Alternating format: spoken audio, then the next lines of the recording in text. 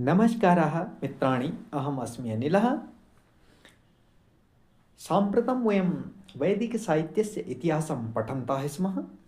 वैदिकसाहित्यस्य शृङ्खलायाम् अस्माभिः ऋग्वेदस्य, यजुर्वेदस्य, सामवेदस्य च अध्ययनं कृतम्। अद्य वयम् अथर्ववेदस्य अध्ययनं करिष्यामः। मित्रों, हम वैदिक साहित्य का इतिहास पढ़ रहे हैं। इस श्रृंखला में हमने ऋग्वेद का अध्ययन किया, यजुर्वेद का अध्ययन किया और सामवेद का अध्ययन किया। आज हम अथर्ववेद का अध्ययन करेंगे। अथर्ववेद से संबंधित प्रतियोगी परीक्षाओं में पूछे जाने वाले सभी प्रश्न यहाँ पर समाहित हैं। तो आइए शीघ्र ही आरंभ करते हैं। तो अथर्ववेद अध्ययन, अथर्ववेद संहिता।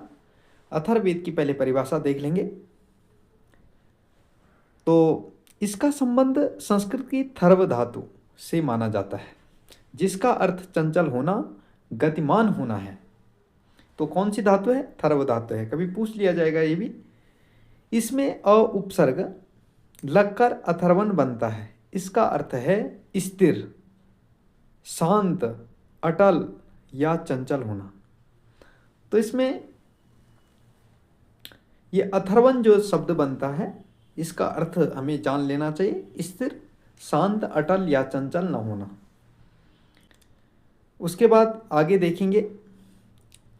प्राचीन काल में अथर्वन उस पुरोहित को कहा जाता था जो अपने ध्यान और मंत्रों की शक्ति से स्थिर रहता था और यज्ञ या जीवन में आने वाली बाधाओं को दूर करता था।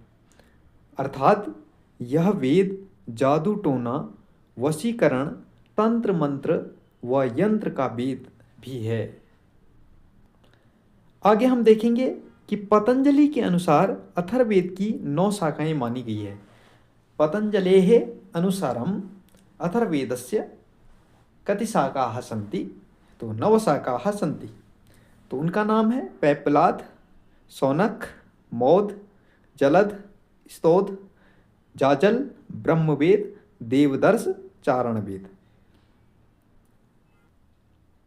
आगे हम अथर्ववेद की वर्तमान शाखाएं कौन कौन सी हैं उनके विषय में बात करेंगे। तो शौनक शाखा और पैप्पलाद शाखा। पहले हम शौनक शाखा के विषय में देखेंगे। शौनक शाखा, इसमें 20 कांड हैं और 731 सूक्त हैं। लगभग 6000 मंत्र हैं और गौपत ब्राह्मण इसी शाखा पर है। जो गौपत ब्राह्मण की बात होती है वो शौनक शाखा पर ही है। उसके बाद हम पैप्पलाद शाखा की बात करेंगे। तो लगभग 6275 मंत्र हैं, 20 कांड हैं। इस शाखा की खोज ब्यूहलर ने की थी। यह अपूर्ण शाखा है। इस शाखा की पांडुलिपियां कश्मीर से मिली, जो शारदा लिपि में है। ये प्रश्न पूछा जा सकता है कि पैप्पलाद शाखा की पांडुलिपियां कहाँ से प्राप्त हुई? तो कश्मीर से। और यह कौन सी लिपि में निबद्ध हैं? तो शारदा लिपि में। आगे हम अथर्ववेद का सामान्य परिचय देखेंगे।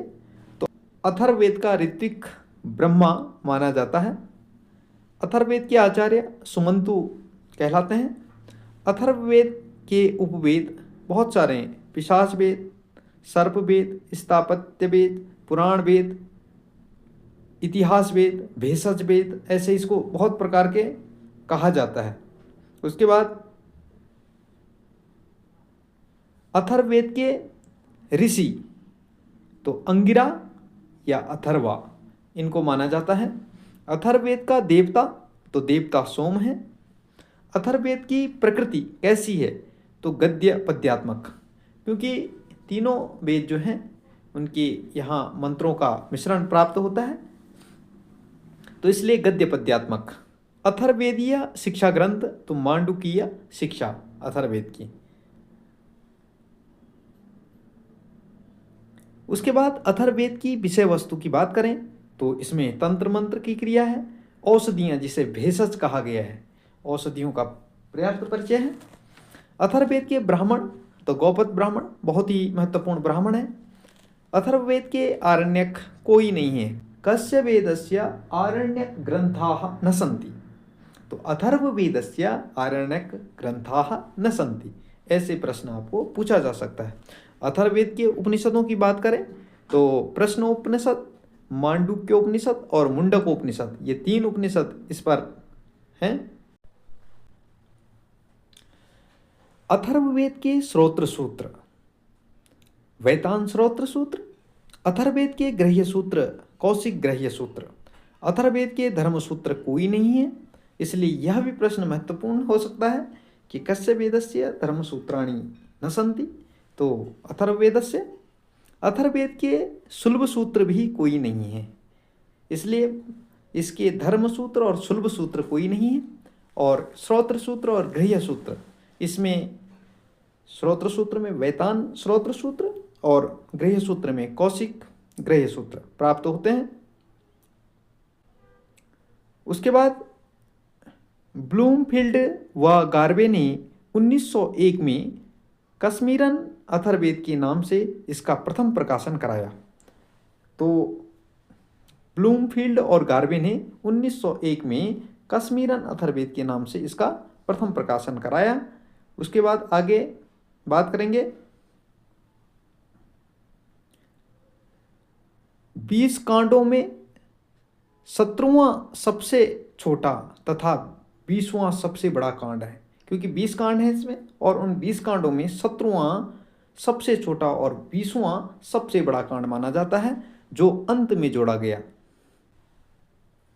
तो 19वां तथा 20वां कांड पराविद्या है, क्योंकि हम जानते हैं कि मुंडकोपनिषद में पराविद्या का वर्णन है और जो मुंडकोपनिषद है वह अथर्ववेद पर आधारित उपनिषद है।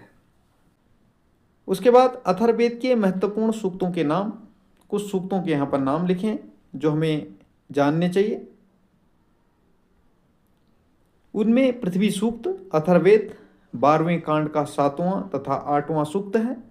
ब्रह्मचर्य सूक्त 11वां कांड का 5वां सूक्त माना जाता है।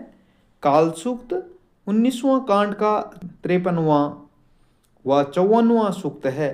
विवाह सूक्त 14वां कांड। व्रात्य सूक्त 15वां कांड का पहले से 18 सूक्त तक। मधुविद्या सूक्त 9वां कांड।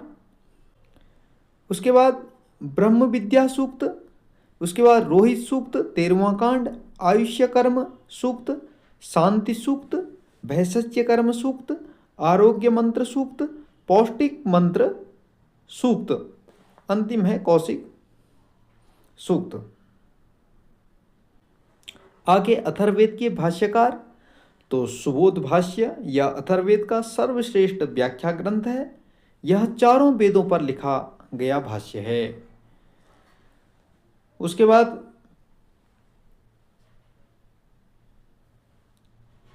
शंकर पांडुरंग द्वारा अथर्ववेद को सायण भाष्य सहित 4 संस्करणों में प्रकाशित करवाया गया।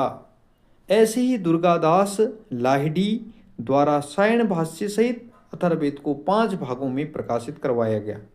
7 व लेकर अथर्ववेद का सुबोध भाष्य 5 भागों में प्रकाशित करवाया गया। तो यह जानकारी हमारी प्रतियोगी परीक्षाओं हेतु बहुत महत्वपूर्ण जानकारी थी। आशा करता हूँ कि आपने इससे पहले के वैदिक साहित्य के इतिहास की वीडियो एवं ऋग्वेद, यजुर्वेद और सामवेद की वीडियो को देख लिया होगा और अब आप इसको अथर्ववेद का अध्ययन करेंगे। तो आज ये वेदों का परिचय भी संपूर्ण हो चुका है।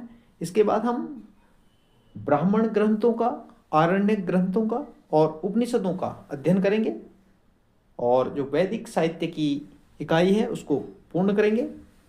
तो अस्तु एतावत् पाठित्वा एवं अहं विरमामि। अस्तु, नमो नमः।